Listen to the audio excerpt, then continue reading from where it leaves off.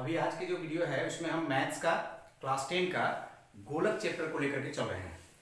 Class 10 में जो maths का सिलेबस है लगभग हम कंप्लीट करने की स्थिति में जा रहे हैं और लगभग जितने भी चैप्टर्स हैं सबका हमने कॉन्सेप्ट दे दिया है थोड़ा थोड़ा करके। और पूरा मैथ्स का जो चैप्टर में मैथ्स है एक्चुअली प्रैक्टिस के लिए वो अभी हम करवाना बाकी रखे हैं, जो हम किसी तरह से कंटिन्यू वीडियो में करते रहेंगे। आज जो हम फिर बेसिक फार्मूला के तौर पर हम गोलक का बेसिक फार्मूला दे रहे हैं और इस पर कुछ एक प्रश्न बना करके इसको समझाएंगे। बहुत छोटा टॉपिक है ये गोलक, और इसमें फार्मूला भी बहुत कम याद करना पड़ता है। फार्मूला का बोझ जो है कई चैप्टर्स में बहुत ज़्यादा होता है, लेकिन गोलक जो चैप्टर है इस चैप्टर में फार्मूला का बोझ बहुत कम है। हालांकि सामान्यतः किसी किसी को भ्रम हो जाता है कि गोलक और वृत्त शायद एक ही जैसा होगा। वृत्त जैसा ही होता है गोल, लेकिन आप उदाहरण के तौर पर समझ सकते हैं, जैसे बॉल है, गेंद होता है, या इसी तरह से कोई ठोस चीज है तो उसको हम लोग गोलक के रूप में जानते हैं। जैसे ये है गोलक का एक आकृति है, इस आकृति को, इस तरह का जो आकृति है वो हम गोलक के रूप में जानते हैं। इसमें सामान्यतः जब बात हम करेंगे, इसको यदि आधा कर देंगे तो ये अर्धगोलक हो जाएगा, और इसी तरह से अगर इसको बीच में से अगर खाली रहता है, जैसे ये देखिए है, तो ये खोखला गोलक के रूप में होगा। ठीक है, तो हमको यहाँ पर जो गोलक है इसमें से ठोस गोलक के बारे में समझना है, फिर उसके बाद खोखला गोलक के बारे में समझना है, और उसके बाद अर्धगोलक के बारे में समझना है। इससे तात्पर्य है कि इसके फॉर्मूला को हमको देखना है। इस फॉर्मूला में सबसे पहले हम अगर गोलक की बात करें कि गोलक का क्या क्या स्थितियां उसमें हम देखेंगे, तो जैसे यहाँ पर देखिए गोलक है, इसमें ये पूरा जो एक लाइन बीच से जाएगा वो एक प्रकार से व्यास होगा, और सामान्यतः वृत्त के जैसे व्यास होता है उसी तरह से होता है, और उस व्यास को हम शॉर्ट में क्या बोलते हैं, डी बोलते हैं।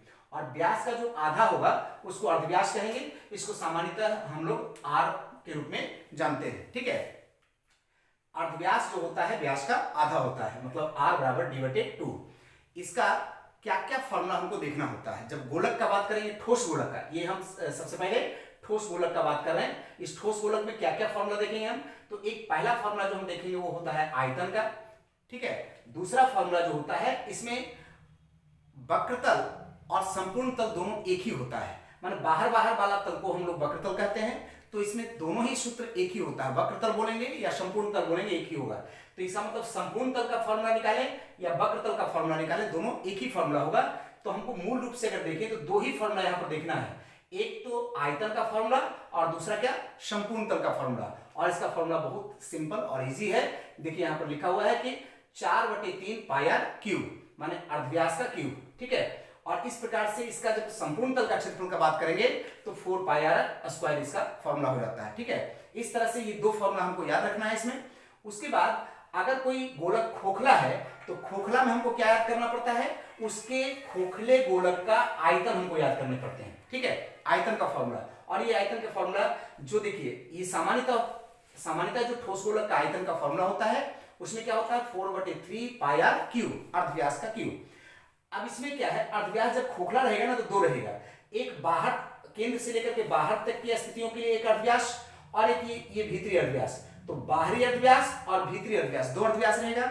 अगर हम बाहरी अर्धव्यास को कैपिटल R के रूप में मान लें और भीतरी अर्धव्यास को अगर स्मॉल r के रूप में मान लें, तो एक तरह से बाहरी आयतन में भीतरी आयतन को माइनस करेंगे तो उससे जो निकलेगा वो होगा खोखले गोलक का आयतन। और इस प्रकार से इसमें हम फॉर्मूला ले लेंगे यहाँ 4/3, वो हम वही बोलते हैं।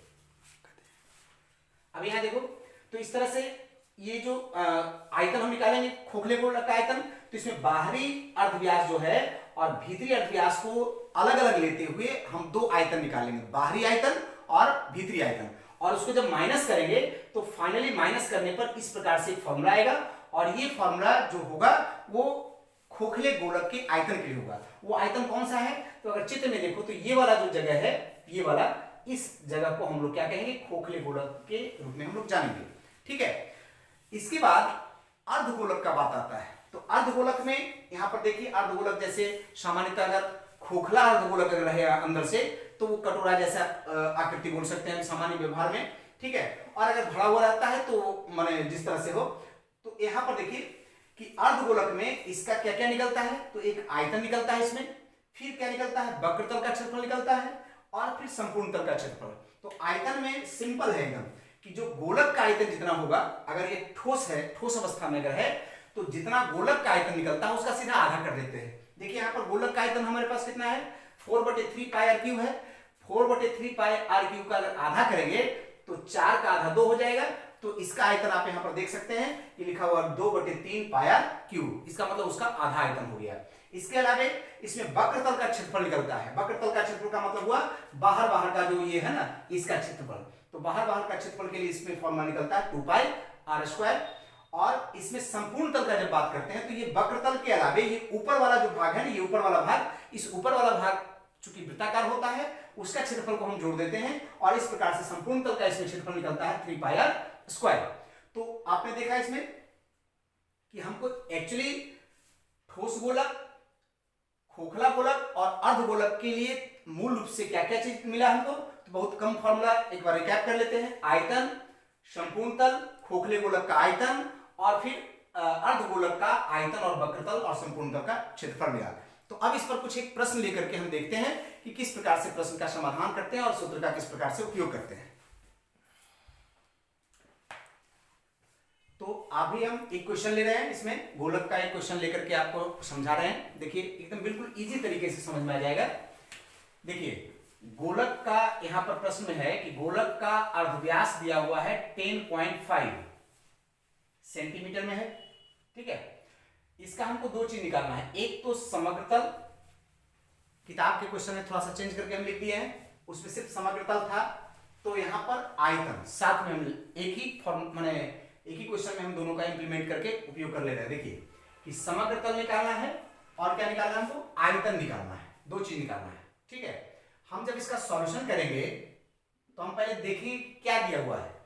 तो क्या दिया हुआ, देखिए अर्धव्यास दिया हुआ। अर्धव्यास को हम शॉर्ट में क्या लिखते हैं, यहां अर्धव्यास मतलब आर दिया हुआ है, उसका मान है 10.5 सेंटीमीटर।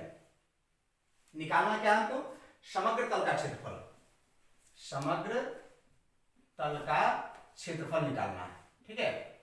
समग्र तल के लिए फॉर्मूला क्या होता है, तो यहां से देखिए वक्र तल या समग्र तल का फॉर्मूला बिल्कुल दिया हुआ है, क्या है 4πr², ठीक है। 4πr², तो यहां पर हम लिख दिए 4πr², ठीक है।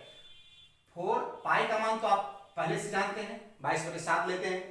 r का मान यहां पर कितना हो गया, 10.5 का स्क्वायर हो जाएगा। स्क्वायर दैट मीन उसको 2 बार करके गुना कर देंगे, 10.5 गुना मेरा कमजोर है, ठीक है। तो यहां पर से इसको काट लेना है, जितना कट सकता है काट लेंगे और काट करके उसके बाद गुना करके जितना आएगा उतना वर्ग सेंटीमीटर के रूप में आप क्या करेंगे, समग्र तल का क्षेत्रफल हो जाएगा, ठीक है। अब उसके बाद आयतन का जब हम बात करेंगे, ठीक है, आयतन के लिए फॉर्मूला क्या दिया हमको, 4/3πr³।